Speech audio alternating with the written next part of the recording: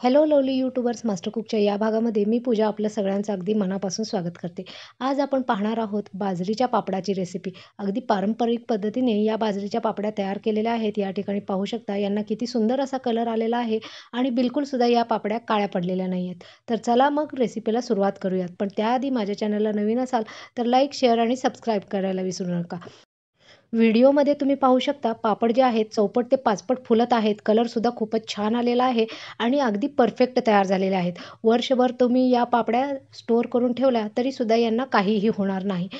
खायलासुद्धा अगदी पौष्टिक असे हे पापड तयार होतात. तर चला मग रेसिपीला सुरुवात करूयात. या व्हिडिओमध्ये आपण 1 किलोच्या प्रमाणामध्ये बाजरीचे पापड पाहणार आहोत. तर चला मग रेसिपीला सुरुवात करूयात. सर्वात आधी या ठिकाणी 1 किलोच्या प्रमाणामध्ये आपण पापड करतो तर 1 किलो बाजरी मी घेतलेली आहे. बाजरी जी आहे ती निवडून आणि स्वच्छ करून घ्यायची आहे. दुकानातून जी आपण बाजरी आणतो त्याच्यामध्ये खूप सारी घाण असते, त्यामुळे याला काही वेळा चाळणसुद्धा करून घ्यावं लागतं. मी आधीच बाजरी स्वच्छ करून घेतलेली आहे. त्यानंतर याच्यामध्ये भरपूर असं पाणी घालायचं आहे. पाणी घालून झाल्यानंतर हाताने बाजरी जी आहे ती मिक्स करून घ्यायची आहे, जेणेकरून याच्यामधली जी खराब बाजरी आहे ती वर येईल. आता ही वर आलेली बाजरी जी आहे ती पुन्हा एकदा आपण व्यवस्थित हाताने काढून घ्यायची आहे. ही बाजरी जर तुम्ही अशीच पापडामध्ये वापरली तर पापड जे आहेत काळे पडतील. वाळल्यानंतर काही वेळा पापड जे आहेत थोडेसे खवूनसुद्धा लागण्याची शक्यता असते. त्यामुळे अशी खराब बाजरी आपण बिलकुलसुद्धा वापरणार नाही आहोत. ही सर्व बाजरी जी आहे थोडी-थोडी करून आपण पूर्ण काढून घ्यायची आहे. एकदा का बाजरी याच्यातून काढून घेतली, की आपण ही जी उरलेली बाजरी आहे ती स्वच्छ पाण्याने धुवून घ्यायची आहे. साधारणपणे 2 ते 3 पाण्याने या बाजरीला आपण स्वच्छ धुवून घ्यायचं आहे. मी 2 पाण्याने याला स्वच्छ धुवून झाल्यानंतर या ठिकाणी पाहू शकता बाजरीचा कलरसुद्धा थोडासा चेंज झालेला आहे. आणखीन एका पाण्याने याला स्वच्छ धुवून घेणार आहे आणि त्याच्यानंतरच याला आपण पुढची प्रोसेस करायची आहे. बाजरी स्वच्छ धुवून झाल्यानंतर 1 तासभर याला पाण्यात भिजत ठेवायचं आणि त्यानंतर याचं पूर्ण पाणी जे आहे काढून घ्यायचं आहे. पूर्ण पाणी काढून झाल्यानंतर या ठिकाणी पाहू शकता बाजरी किती स्वच्छ झालेली आहे. आता एखाद्या कॉटनचा गंजा वगैरे आपल्याकडे इझिली अवेलेबल असतो. गंजा नसेल तर धोतराचं कापड किंवा कॉटनची साडी वगैरे असेल तर तीसुद्धा चालेल. त्याच्यामध्ये ही पूर्ण बाजरी अशी पोटली तयार करून याला चांगलं तासभर आपण सोडणार आहोत. तासभर अशाच पद्धतीने या बाजरीला सोडायचं आहे. जेणेकरून याच्यावरची जी सालटी आहेत ती इझिली निघतील. त्यामुळे आपण 1 तास या अशा पद्धतीने कॉटनच्या कपड्यामध्ये याला बांधून साईडला ठेवून टाकलेला आहे. 1 तासानंतर आता ज्या कॉटनच्या कपड्यामध्ये आपण बाजरी ठेवलेली होती, त्याला आता फॅनच्या वाऱ्याला आपण हडकत ठेवायचं आहे. साधारणपणे 1 तास ही बाजरी फॅनच्या वाऱ्याला घालायची आहे. 1 तासामध्ये अगदी बाजरी जी आहे हडकून तयार होते. तर साधारणपणे अशा पद्धतीने पूर्ण पसरून जी आहे बाजरी फॅनच्या वाऱ्यालाच सुकवायची आहे. याला उन्हामध्ये घालायचं नाही आहे, नाहीतर अगदी कडक जर बाजरी वाळली तर तिचासुद्धा उपयोग होणार नाही आहे. या ठिकाणी पाहू शकता 1 तासानंतर बाजरी जी आहे ती थोडीशी हडकली आहे, पूर्णपणे वाळलेली नाही आहे. याच्यामधला पाण्याचा अंश जो आहे पूर्णपणे निघून गेलेला आहे. पण जर बाजरी हातामध्ये धरली की ती ओलीच आहे. तर आता अशा पद्धतीने बाजरी तयार झालेली आहे. आता हिला मिक्सरच्या एखाद्या जारमध्ये घ्यायचं आहे आणि मिक्सरच्या जारमध्ये सुद्धा तुम्ही एकदम पावडर करायची नाही आहे. कशा पद्धतीने बारीक करायचं ते सुद्धा मी या ठिकाणी दाखवलेलं आहे. आता मिक्सरच्या जारमध्ये कंटिन्युअस न चालवता थोडंसं याला आपण चालवून घेणार आहोत.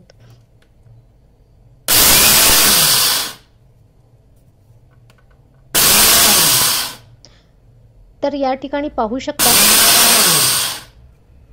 अगदी 5च मिनिटामध्ये ही बाजरी जी आहे ओबड-धोबड अशी बारीक करून घ्यायची आहे. अगदीच बारीकसुद्धा करायची नाही आहे. पावडर याची झाली नाही पाहिजे. जसं रव्याचं वगैरे टेक्स्चर असतं तशा पद्धतीची बाजरी मी ओबड-धोबड करून घेतलेली आहे.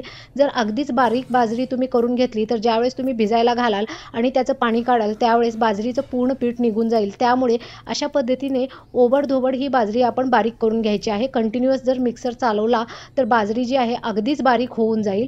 त्यामुळे मी सुरुवातीलाच मिक्सर कसा चालवायचा ते सुद्धा तुम्हाला या व्हिडिओमध्ये दाखवलेलं आहे.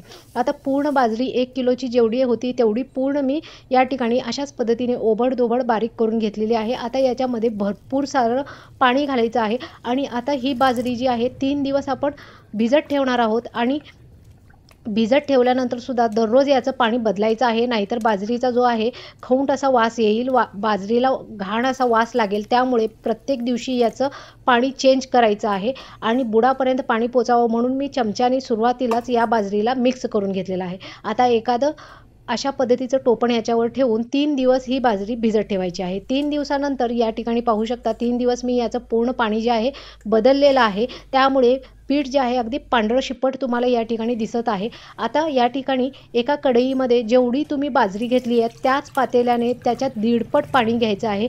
मी 1 पातेलं बाजरी घेतली होती. 1 किलोचं माझ्याकडे पातेलं अवेलेबल आहे, तर त्याच्याने 1.5 पातेलं मी पाणी घेतलेलं आहे. जर तुमच्याकडे पातेलं वगैरे अवेलेबल नसेल तर सुरुवातीलाच बाजरी जी आहे मोजून घ्यायची आहे, जेणेकरून नंतर तुम्हाला प्रॉब्लेम होणार नाही. आता याच्यामध्ये 2 चमचे मी मीठ घातलेलं आहे आणि या बरोबर 1/4 चमचा या ठिकाणी सोडासुद्धा वापरलेला आहे. तुमच्याकडे पापड खार वगैरे अवेलेबल असेल तर ते सुद्धा तुम्ही वापरू शकता. पण पापड खार जर वापरत असाल तर मिठाचं प्रमाण थोडंसं कमी घ्यायचं आहे. याच्यानंतर हाय फ्लेमवर पाण्याला खदखदून उकळी येऊ द्यायची आहे.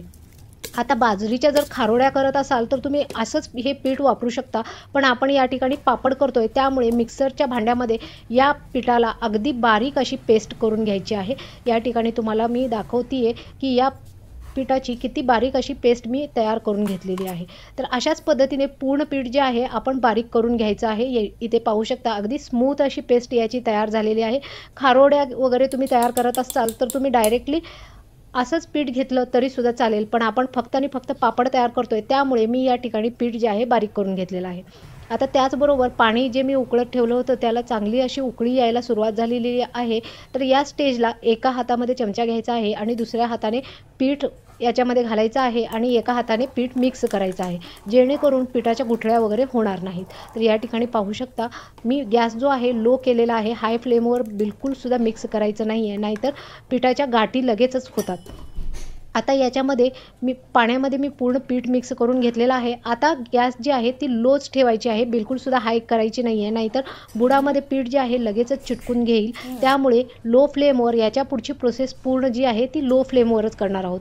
गॅस जी आहे लो फ्लेमवर ठेवलेली आहे आणि त्याचबरोबर अधूनमधून अशा पद्धतीने मी 2-2 मिनटाला चमचा जो आहे हलवत आहे. जोपर्यंत पीठ आपलं एकदम घट्ट होत नाही तोपर्यंत आपल्याला ही प्रोसेस करायची आहे. या प्रोसेसमुळे पीठ जे आहे अगदी स्मूथ तयार होतं आणि शिवाय याच्या लम्स किंवा गाठी होत नाहीत. पीठ ज्यावेळेस आपण पापड तयार करू त्यावेळेस अगदी इझी आपल्याला पडेल. तर इथे पाहू शकता 5च मिनिटामध्ये पीठ जे आहे अगदी घट्ट व्हायला सुरुवात झालेली आहे. आणखीन 2 मिनटं याला अशाच पद्धतीने हलवत आपण पीठ जे आहे शिजवून घेणार आहोत. तर पाहू शकता पिठाचा कलर किती पांढरा शुभ्र आलेला आहे आणि बिलकुल सुद्धा याच्या गाठी वगैरे कुठेही झालेल्या नाही आहेत. अगदी परफेक्ट असं पीठ आपलं शिजत आहे. टोटल पिठाला शिजायला साधारणपणे अर्धा तासाचा वेळ लागतो. 1 किलोच्या प्रमाणामध्ये जर करत असाल तर अर्धा तासामध्ये अगदी पीठ जे आहे व्यवस्थित शिजून तयार होतं.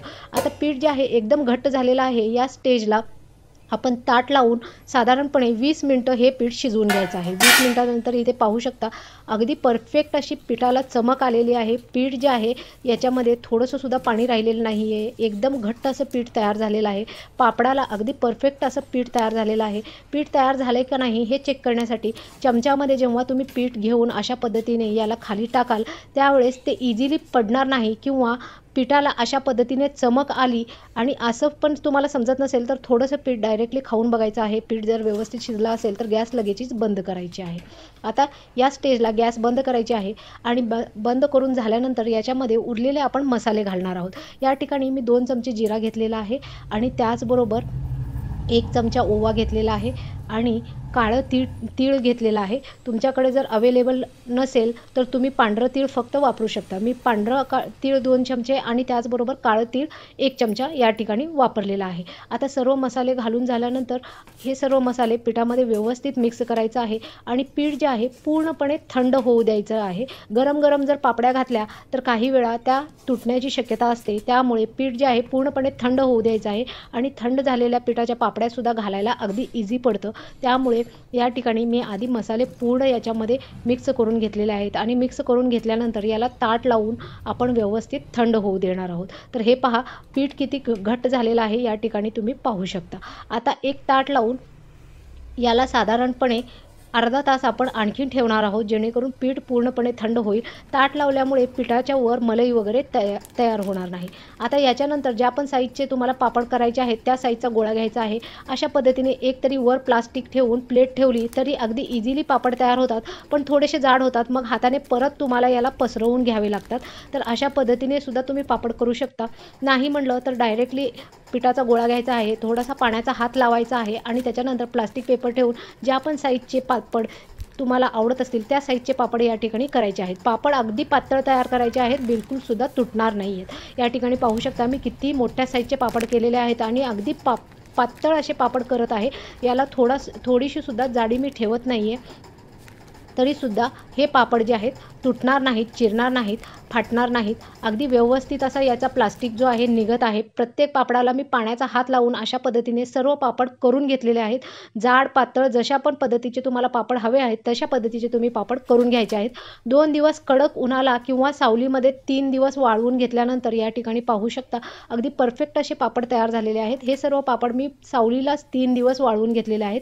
अगदी फॅनच्या हवेला वाळलेत आणि एकदम परफेक्ट असे पापड तयार झालेले आहेत. टोपलं भरून पापड तयार झालेले आहेत. 1 किलोमध्ये साधारणपणे 100 ते 120च्या आसपास पापड एकदम मोठ्या साईजचे तयार होतात. आता कढईमध्ये तेल घ्यायचं आहे आणि अगदी एकदम हाय फ्लेमवर कडक तेलामध्ये मी हे पापड तुम्हाला तळून दाखवते. 4पट ते 5पट हे पापड फुलतात आणि खायलासुद्धा खूपच छान लागतात. वाळून झाल्यानंतर एखाद्या स्टीलच्या एअरटाईटच्या डब्यामध्ये तुम्ही याला स्टोअर करून वर्ष ते 2 वर्ष अगदी इझिली या पापडांचा आस्वाद तुम्ही घेऊ शकता. तर ही रेसिपी तुम्हाला कशी वाटली ती कमेंट सेक्शनमध्ये सांगायला आणि त्याचबरोबर जर व्हिडिओ तुम्हाला खरंच आवडला असेल तर लाईक करायला, शेअर करायला आणि सबस्क्राईब करायला विसरू नका. माझ्या या चॅनलला सपोर्ट करायला विसरू नका.